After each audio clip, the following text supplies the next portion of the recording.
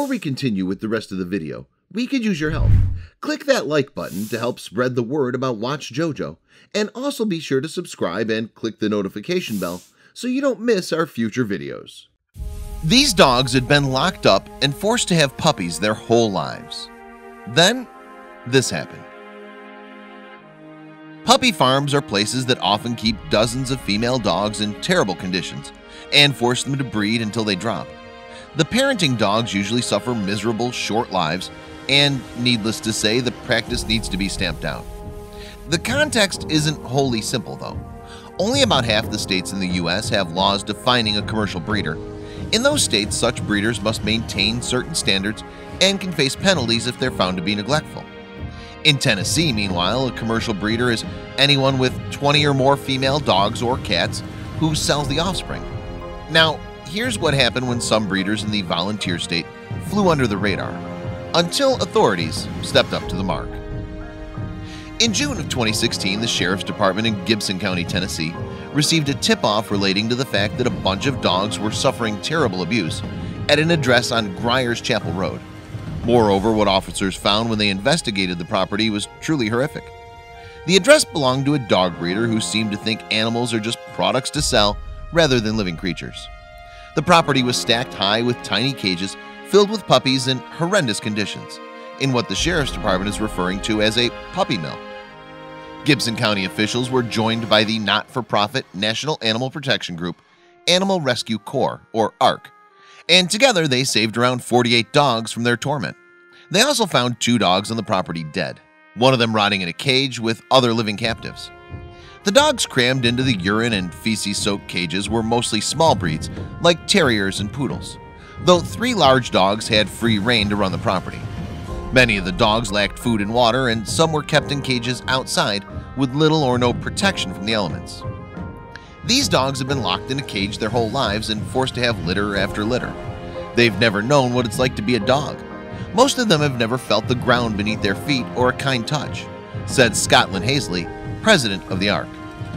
The conditions were very typical of a puppy mill, where animals live in deplorable conditions and are treated as nothing more than breeding machines. These dogs have been suffering from various untreated illnesses on this property for a very long time, Hazley said. The ARC rescue mission, which took its name from Operation Summer Saves, relocated the dogs to a nearby emergency shelter. It wasn't the first such rescue in the neighborhood, and the shelter was still in use. It was a good thing, too. The chronic neglect the dogs suffered had led to some severe health conditions, including mange, dehydration, and parasites. After proper medical treatment and care, the dogs that survive will be put up for adoption. ARC reported that the breeder is facing 50 counts of animal cruelty. Cruelty and abuse, whether inflicted on a person or animal, will not be tolerated in this county, Gibson County Sheriff Paul Thompson said. Although some of the puppies sadly didn't make it, Hazley was happy with the operation. A lot of suffering ended here today, and I commend the Gibson County Sheriff's Office for acting quickly and working with the Animal Rescue Corps to save these lives, he told WREG Memphis. Operation Summer Saves wasn't the first Tennessee rescue of the week, though. 5 days earlier, ARC worked together with the Morgan County Sheriff's Department, MCSD, on Operation Dire Straits, which began with the Sheriff's Department investigating an animal abandonment complaint. With that case, the overwhelming smell of ammonia gas from the animal waste inside the house greeted the deputies at the door. Breaking through the locks, the rescuers found small dogs scrabbling in the filth and debris without any obvious food or water sources in sight.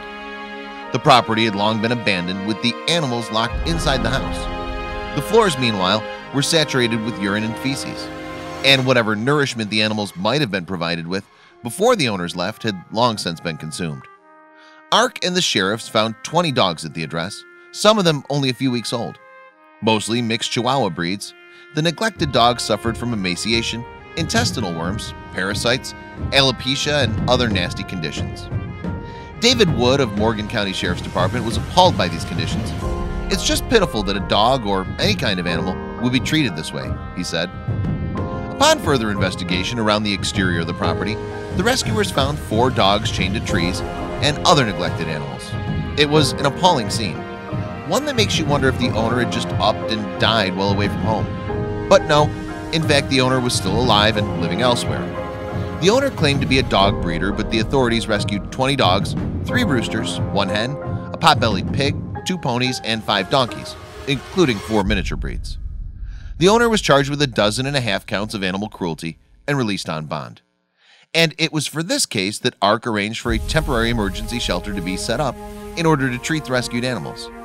All the creatures were given immediate veterinary care, and as with the surviving Operation Summer Saves dogs, the hope is that all animals will find loving forever homes. I'm so grateful we were in a position to respond to this request. We didn't get here a moment too soon, Paisley said. These animals were on death's door when they arrived, but they're safe now, and we're going to do everything possible to help them recover. For people wishing to foster or adopt, ARC will publish its list of shelter and rescue placement partners on its Facebook page once the dogs are transferred to these groups. ARC wrote on its Facebook page, "You can also find more information about their work on animalrescuecorps.org. Please don't forget to subscribe and activate the bell to receive everything that's new.